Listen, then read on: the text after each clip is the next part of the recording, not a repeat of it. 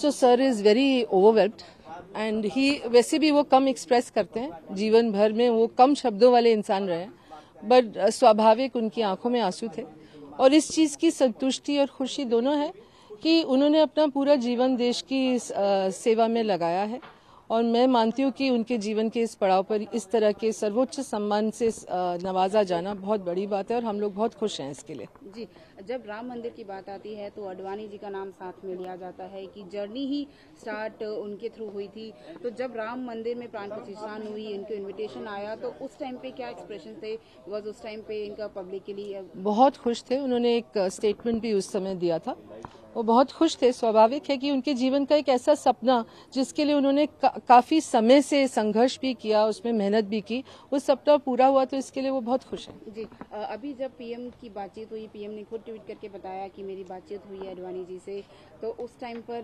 क्या बातें हो वो बहुत भावुक हो रहे हैं, सुबह से आंखों में आंसू है। जो अक्सर उनका व्यक्तित्व इस तरह का है कि कोई उनकी प्रेज करता है तो उनके स्वाभाविक आंसू आ जाते हैं आंखों में।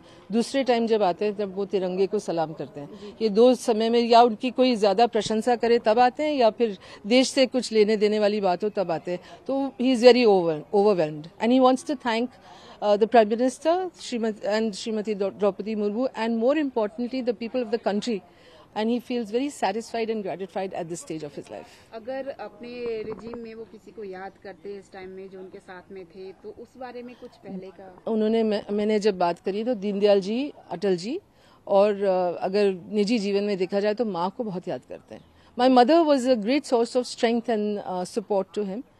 न केवल राजनीतिक जीवन में, पारिवारिक तो था ही, राजनीतिक जीवन में हर समय उनके साथ रहती थी। तो जब से माँ गई 2016 से, तब से I have tried to fill in that gap, but of course माँ वाज माँ।